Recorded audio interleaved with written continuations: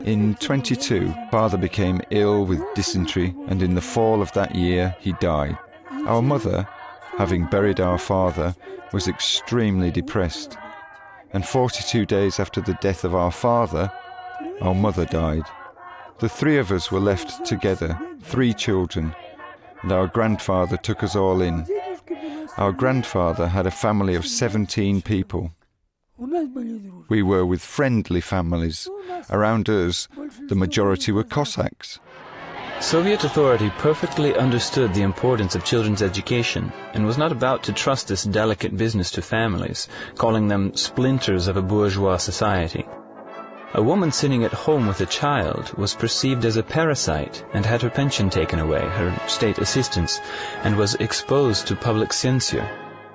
While giving women the same freedom as men to stack rails and to level asphalt, the communist state took away from them the freedom to raise children and build a family in their homes.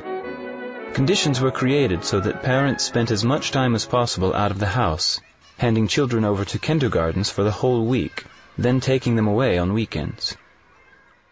Within 30 years of the beginning of the Big Terror, the People's Commissariat of Internal Affairs had arrested without exception all the so-called enemies of the people and sent their children to children's homes, which were not much different from prisons. They shot father very quickly.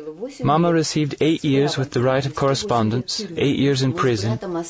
My brother and I were left alone.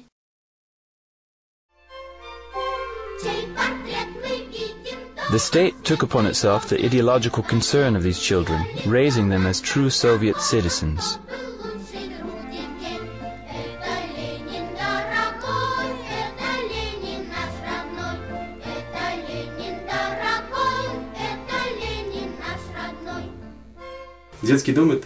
A children's home is a place, a small place, but a place of criminal law. Theft flourishes and abuse. When a person finds himself in this system, it grinds him down. Nothing can take the place of a family. There are still children's homes in modern Russia as a pre-established mechanism, and after the fall of the communist regime, there were no fewer children in them. Many continue to think that the state is obliged to undertake the education of their children. A person can leave a baby in a children's home, just throw them away. Unfortunately, anyone can do this in our country, according to our laws. Her mother gave her up immediately at birth. I understood one thing. If you study this question, you become deeply absorbed in the idea, what is a children's home? Why do children end up there, and so on? And if you follow this train of thought to the end, you get to the idea, shouldn't I take one of these children? It's the next step. That's it. You already know what you have to do.